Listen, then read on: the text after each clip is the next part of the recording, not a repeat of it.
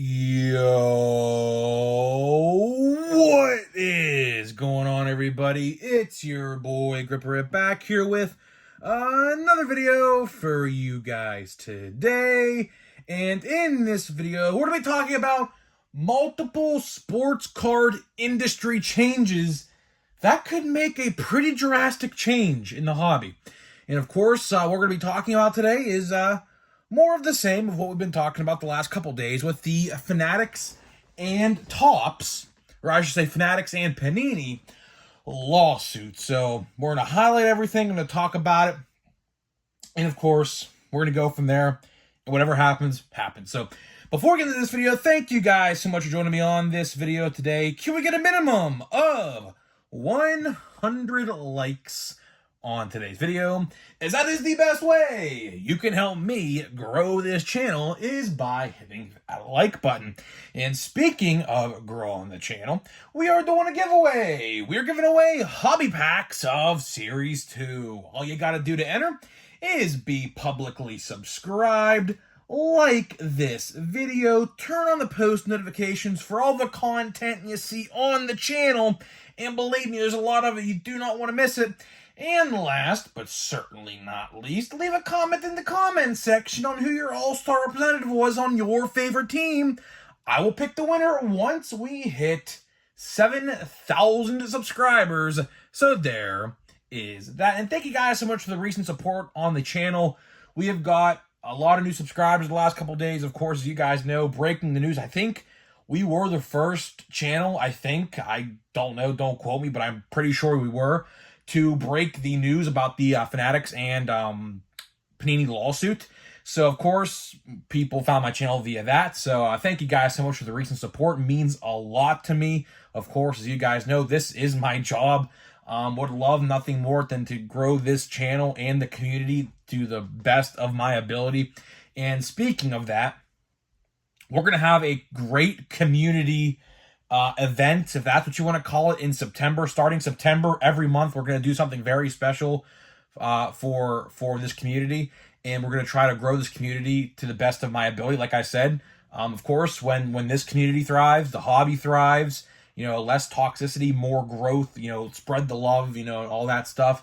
So, if you're interested and you're a YouTube content creator, that's the thing. You have to be a YouTube content creator to be a part of this. So, if you guys are sports card YouTubers, man, stay tuned to this channel, because guess what, man? We're gonna be doing something very special starting September, and every month we're gonna do something really cool. So hopefully you guys stick around for that. And one more thing, of course, looking for Angel McCutcheon cards in Chrome. So if you guys have any Chrome cards of McCutcheon, no base, I'm talking like parallels only at this point, because I've got literally everything else except most of the parallels. Hit me up. I'll probably buy them for a reasonable price. If, of course, you're selling it for a reasonable price, I will, of course, consider it, as I'm trying to get the most of them. And, yeah, so there is that. And the schedule this week. So today we're going to be talking about drastic changes with this lawsuit. Tomorrow, I think we have a Fanatics statement. So, of course, if you guys watched yesterday's video, I said, like, I couldn't find a Fanatics statement, but it looks like, now, may not be official, that's why I waited to talk about it. There is some sort of, like, statement out there floating around that's supposedly from Fanatics. Like, it's like a screenshot of, like, an email or something. I'm working to confirm that. That's why I'm not doing that, because obviously it could be fake. Literally anybody under the sun could literally type that and screenshot and say it's from Fanatics.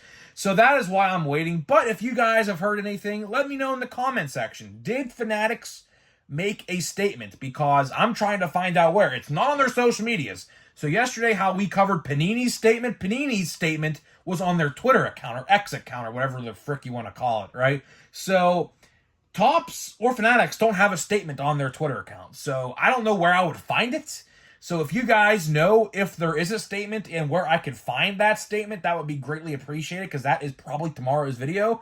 Tuesday, we're going to have a watch before you buy Platinum Chrome Anniversary. That is right, guys, Platinum Chrome Anniversary, barring no delay, but looks like it is officially coming out this Wednesday. And of course, on Wednesday, we will be doing the top 5 or top 10 most valuable. I don't know. I haven't read the checklist yet. It's like 500 cards. So yeah, that should be fun to read. But yeah, so stay tuned to this channel if you're brand new. And let's get into it. So let's get into the topic at hand in this video. And what we're going to be talking about today, this is more of an opinion piece, right? This is more of a prediction, opinion, and kind of informative piece to sum it up. So we're going to highlight everything we know about this Fanatics lawsuit so far. Of course, as you guys are probably well aware by now, Panini issued a lawsuit, antitrust lawsuit, towards Fanatics / Topps, basically saying that they're a monopolization in the industry and anybody else other than Fanatics can't really compete in this said market of sports cards and collectibles. So there is that. And of course, what we're going to talk about today, we're going to talk about both sides and what they want. And we're going to decide if Fanatics wins, what happens, and or if Panini wins, what's going to happen. So let's start out with Topps, right? Because Topps, this is I guess, the most bread and butter, because I'm assuming that most of you guys collect Topps. Of course, you guys know we are a baseball channel here, and obviously Topps is the more known out of the two brands, considering the fact that, Panini baseball cards are practically useless at this point. But what does Topps want? Well, Topps, of course, as you guys know, acquired the MLBPA exclusive license this year. So Panini can no longer put active players on their card. Like, for example, this Vinny Pasquantino refractor. You can't find a Vinny Pasquantino card in Donruss Baseball or Prism Baseball this year because, guess what? Legally can't do it because they have the contract, right? What else does Topps want?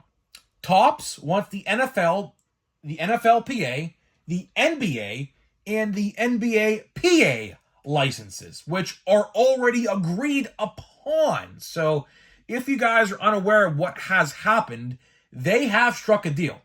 The deal is in place. The deal, once goes into effect, Panini loses it all, right? So as far as I look at this and think of this, Panini's life, figuratively, is on the line here. Because if they lose all those licenses, which they are slated to lose, that is the thing here. That is why this lawsuit is into effect, and the WWE license too. That's a big one. A lot of people don't think WWE is that big of a deal, but guess what? WWE cards sell.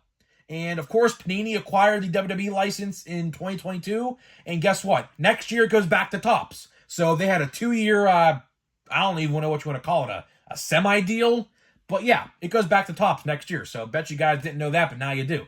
So figuratively and literally, Panini's company life is on the line here.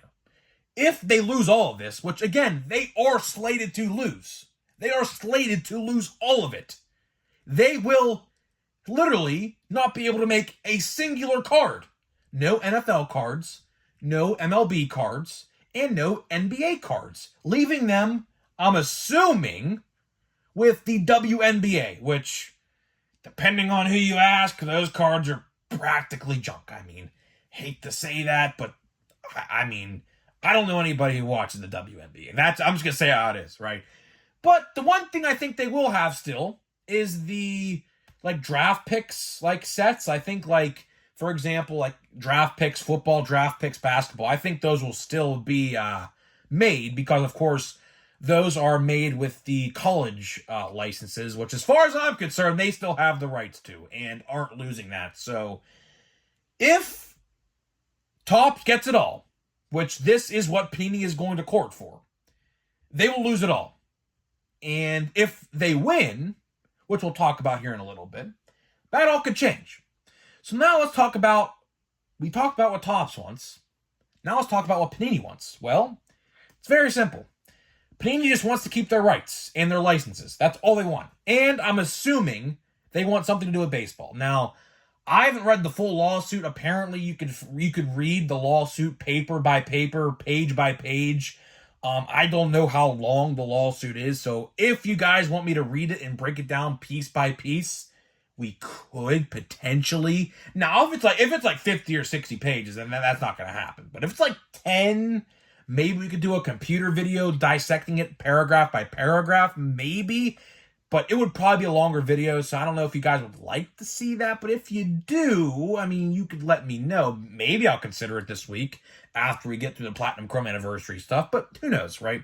But let's talk about what Panini wants. Like I said, they want to keep their licenses, and I'm assuming they probably want some part of the MLB license. Now, I don't know if it's like they just want the Players Association. Maybe they're trying to fight so that Topps can't have the team license. Like, maybe, I don't know. Like I said, the lawsuit, you can read page by page. I haven't read it yet. It's probably a long, lengthy document, but who knows, right?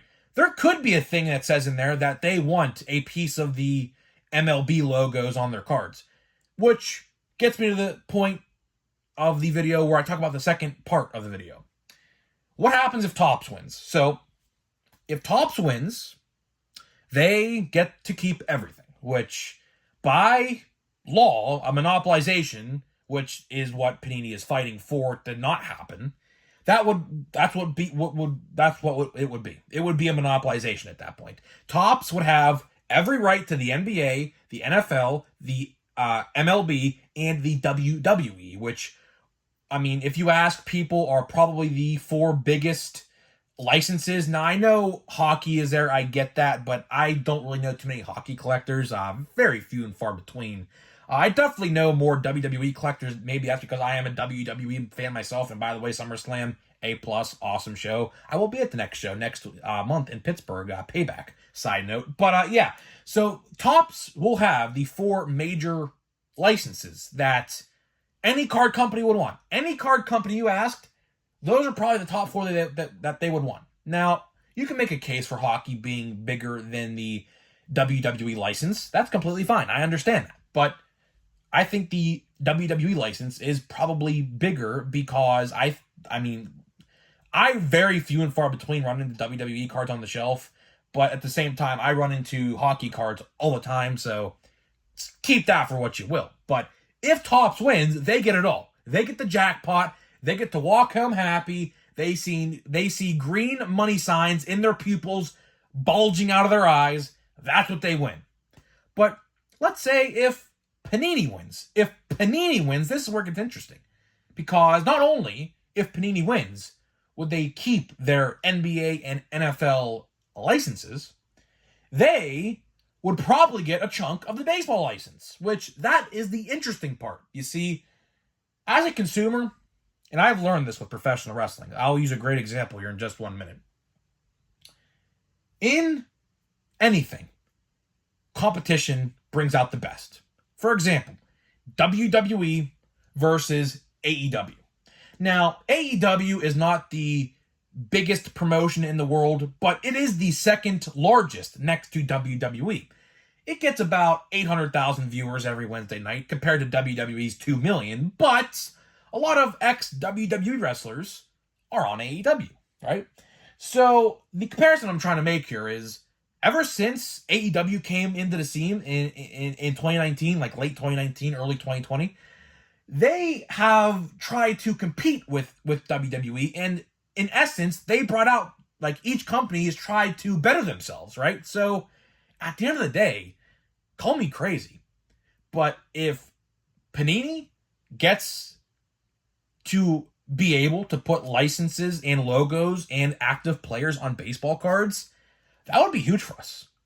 Now, a lot of you guys may be saying, well, Panini's a scummy company, and yeah, they are, right? I'm not saying they are. Believe me, I'm not trying to stick up for Panini in any way here. I'm just trying to be as unbiased as I can when I'm talking about this, because, of course, these are both card companies, the two largest card companies, or as Panini said in their mission statement yesterday, they are the largest company of sports cards in the world, depending on who you ask. But in their mission statement yesterday, which we did read in yesterday's video, they claimed that they have more fans than Topps. That's literally what they said. But getting back to what I said, if Panini was allowed to do that, that would be huge for us. Because a lot of people I know don't buy Panini baseball cards because there's no logos on them. There have not been logos on Panini baseball cards for years. I don't know how long it's been. It's been probably since maybe the mid 2010s, maybe early 2010s. I don't know exactly when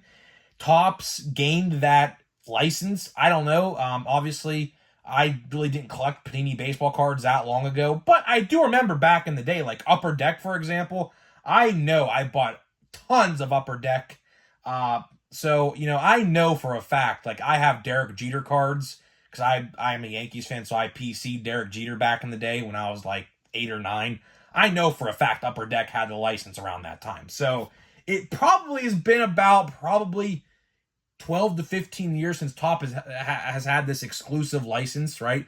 So if we got two companies, in this case, Topps and Fanatics, or Topps and Panini, to have logos on their cards, that would be huge for us, because at that point, we would see a whole new side of baseball cards. Now, of course, Panini baseball cards have been around, but a lot of people don't buy them.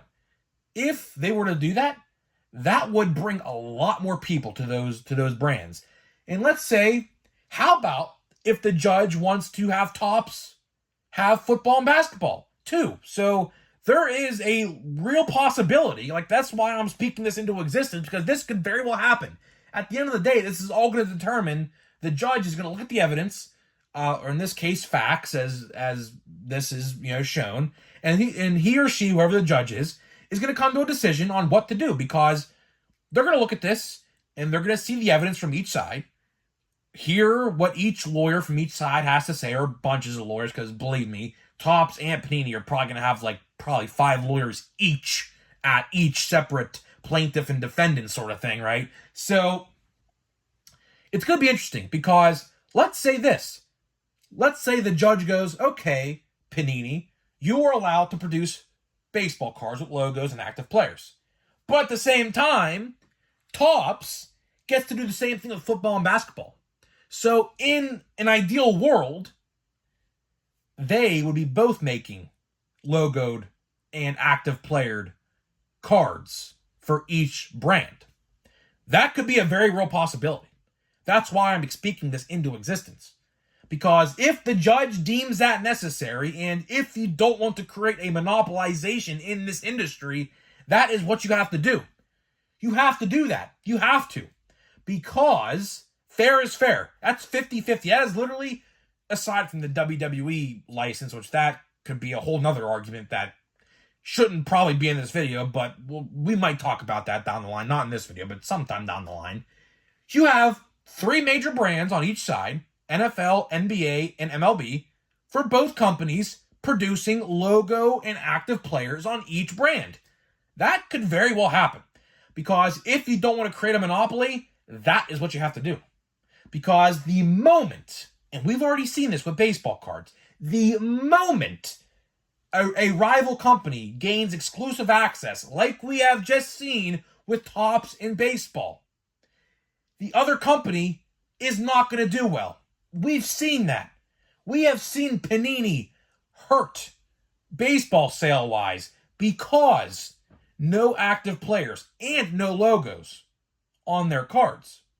So it could be a very real possibility. That is why I'm speaking this into existence. Whenever this court case goes to trial, or whatever you want to call it, we will see this. Now, I don't know how many days of deliberation and testimony there's going to be, but there's probably going to be a lot. Like, for example, the Activision and Sony and Call of Duty sort of thing that just happened took weeks of discussion and court dates and testimonies and things like that.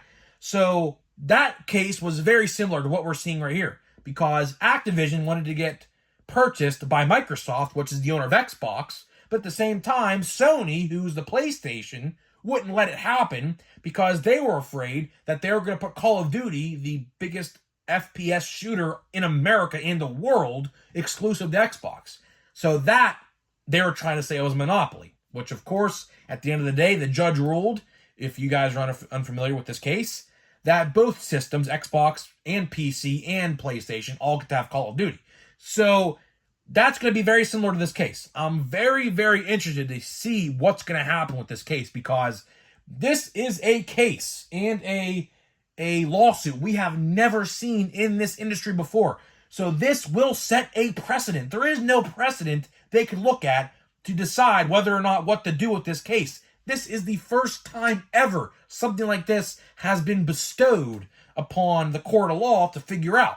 So what's going to happen? I don't know. When are they going to go to trial for this? Probably in 2024. They might, and I say might, at the end of this year. But I highly doubt it. If I had to take a guess, I'm going to say March or April of 2024. At the latest, maybe like August, like this time next year, maybe. But we will definitely have a decision sooner rather than later, because, like I said, Topps is set to acquire the NFL and NBA licenses within the next couple of years. So it's going to come sooner rather than later. Whenever it happens, it happens. And of course, every time there is a update for this story, we will talk about it. We're going to talk about it every single step of the way, from the first court date to the last court date when they rule the decision, whenever that may be. It may be in a couple months. It may be in 12 months. It may take a year and a half. We don't know. But we're going to be here every step of the way, and I thank you guys so much for joining me on this video. That is pretty much it. We're going to open a pack here, and we're going to get out of here to wrap this video up. So hopefully you guys do enjoy this kind of discussion. I know legal talk and things like this aren't everyone's cup of tea. I completely understand that, but it has to be said. This is the biggest news of the hobby in 2023. It's got to be. It's got to be the biggest piece of news of 2023. It's got to be. There's no other news really that outdoes this. I can't really think. So it needs to be talked about because, of course, this is our... We have a... Oh, never mind. Okay. Or do we? That's not a redemption, is it? No, I'm just tripping. I saw that light blue before I saw that, like, that bat or something. I don't even know what that is. I saw that. But before I saw that light blue. Is that a redemption? No, it's not. Okay. I was about to say, I hate redemption cards. I was hoping it wasn't a redemption. But at the same time, if it was redemption, I hear the redemption checklist is, like, great, so I really wouldn't have complained. But at the same time, I kind of would have. But good card to start out. Good card to start out. Spencer Steer. I like that card. He's on my fantasy team, actually. We have Torkelson. That would have been nice last year. We have a base card of Stephen Kwan. And last but not least, we have a Mike Trout. So that's pretty cool. I like that. It's pretty unique. I saw that blue right there, which looks very similar to the color of a redemption card, but I didn't see his glove, and I thought that was a redemption. But yeah, not a bad pack. The Spencer Steer definitely carried the pack. You could say, of course, Mike Trout's card did, but Spencer Steer, I mean, this card's pretty valuable to a lot of people right now. He's in the top 10. Like, when we made our top 10 video for Chrome, he was in it. So I think he was like 5 or 6, or maybe, no, he was definitely 5 or 6. I forget which one. But guys, that is it for this video. Let me know what you think in the comment section down below. What do you expect to happen once this trial or, I guess, court goes in order, I guess? What do you expect to happen? What do you think is going to happen? Is there a real possibility that both companies can get rights to every single license in the league? There's a very real possibility that could happen. So we'll have to wait and see. I'll keep you updated, and I'll see you guys in the next video.